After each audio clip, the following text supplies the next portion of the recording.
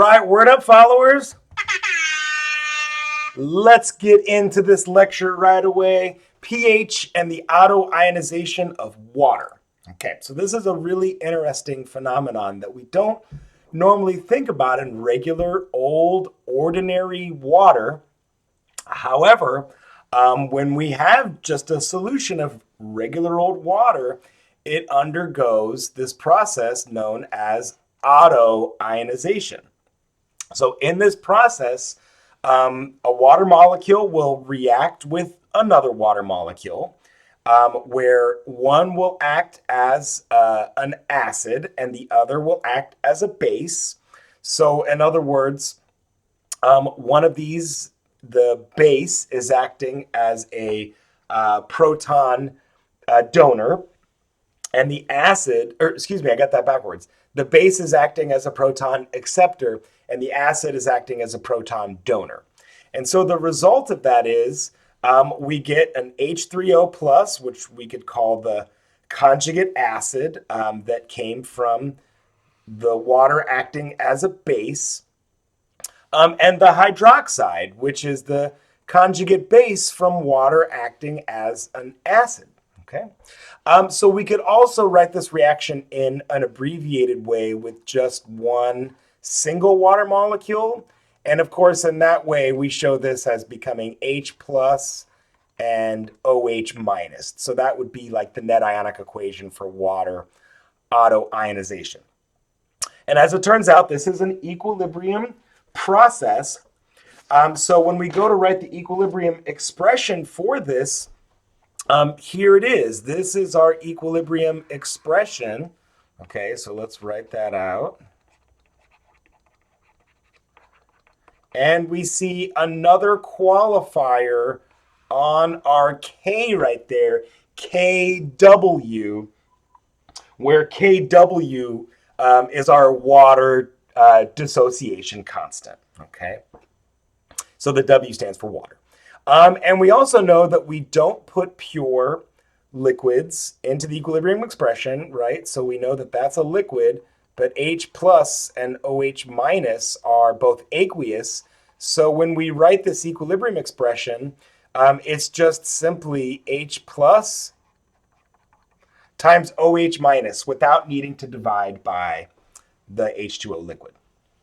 And this has a special value at 298 K, 1.0 times 10 to the minus 14. That's a good number to know. I want you to know KW is 1.0 times 10 to the minus 14. And so now what this means, because H plus and OH minus are in the same stoichiometric ratio, so they're 1 to 1, then each of them have to be the same concentration in this equilibrium expression. And that has to, they have to multiply to get to 1 times 10 minus 14. So if we take the square root of 1.0 times 10 minus 14, that gives us 1.0 times 10 minus 7. And so now that means at 298 K, for just pure water, we have, this is 1.7 or 1.0 times 10 minus 7 molarity H plus, and 1.0 times 10 minus 7 molarity OH minus. I can't talk and write at the same time. So I just wanted to note that both of those are molarities. Okay. So once again, if I have pure water, neutral water, right, it's 1 times 10 minus 7 molar H plus and 1 times 10 minus 7 molar OH minus. Okay. So what does all of that mean? Well, you're probably somewhat familiar with the pH scale, okay, which ranges from technically 0 to 14, where from 0 to 7, that's considered acidic, and from 7 to 14, that's considered basic. So we'll say basic or alkaline, because we don't want to be basic. Get it? Haha. Okay, we didn't have that joke like 5 years ago because nobody said don't be basic. Okay, anyways, basic or alkaline, And then from 7 to 0, we would call that acidic. Okay.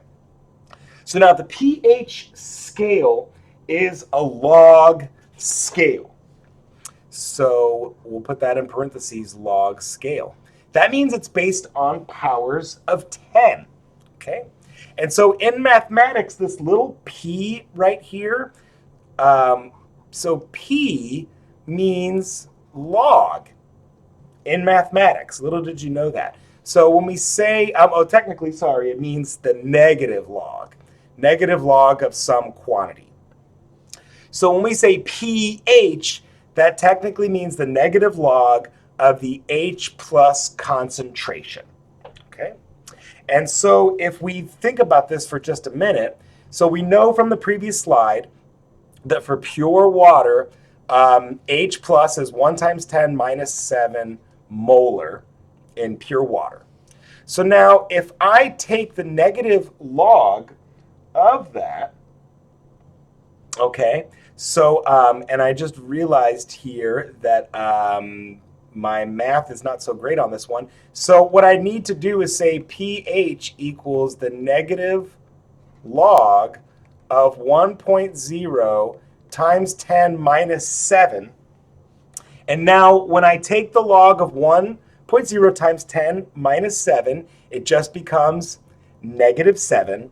So now this is where I get that negative 7.0, which of course then equals positive 7.00. Okay? So I want you to be able to recognize these log scales and kind of be able to quickly estimate pH. We're going to calculate it, of course, too. But for example, if I have a concentration that's 1.0 times 10 to the minus 6 molar, I can already say that that's a pH of 6.00 with 2 extra sig figs. Because I know that the log of 1.0 times 10 to the negative 6 is just negative 6. So that means the pH of 1.0 times 10 minus 6 molar is a pH of 6.00. Okay? So now we can see that that 7.00 pH is neutral, and anything less than that is acidic, anything greater than that is basic. Okay? And so now you might be thinking, maybe you've never heard of a pH of 0, right? And that's technically because if you take the negative log of 1 molar, right? So if we take the negative log of 1, we get 0. So in fact, 1 molar HCl has a pH of 0. So that's very acidic. And we can actually even get pHs that are less than 0 for concentrations that are greater than 1 molar. And that is very, very acidic stuff. Okay? So as it turns out, your stomach acid is very acidic at about 1.5 to 2.0. And so you can see some other things here: lemons, vinegar, orange, tomatoes, all very acidic. Even natural rainwater is fairly acidic. Okay. But now on the opposite hand, if we think about stuff that's basic, so it's still the pH scale. And so now, as we shall see, we'll figure out how to do this calculation. 1 molar sodium hydroxide has a pH of 14. So you can see that's like the opposite of 1 molar HCl. Household drain cleaner is fairly basic at 13.0, and so on. So now we almost always use pH to quantify water or aqueous solutions. But we can also use pOH as a means of talking about the base concentration or hydroxide concentration. And now once again, we know in neutral water, hydroxide is 1.0 times 10 minus 7 molar. So that means if I take the negative log of that number, 1.0 times 10 minus 7 molar, then that gives me also a pH of 7.00. Now, we don't often use pOH. However, we can interconvert pH and pOH using this special formula. So we know that Kw is H plus times OH minus, which equals 1.0 times 10 minus 14. So now what if I take the negative log of that? So if I say pKw, like I do down here, that's saying the negative log of kW. And if now I take the negative log of this entire expression, we can see on the right-hand side, that's pretty straightforward. The negative log of 1.0 times 10 minus 14 is just 14.00. And then now, if we have the negative log of H plus times OH minus, so I dropped the brackets there for ease of reading, but we can see that it's H plus times OH minus, right? And if I take the negative log of that, when I have a multiplication inside of a log, it becomes an addition, right? So then now we get this very handy formula, pH plus POH always equals 14.00 at 298K. So in other words, if let's say that I had a pH of 6.00, okay, so I'll say suppose, which would be acidic, right? That'd be 1 times 10 to the minus 6 molar H plus. Then my POH has to be 8.00 to add up to 14. And then now that means my hydroxide concentration is 1 times 10 to the minus 8 molar. So that would be, I'll write 10 to the minus 8 molar hydroxide and 10 to the minus 6 molar H plus. So you can see here now the log scale of this.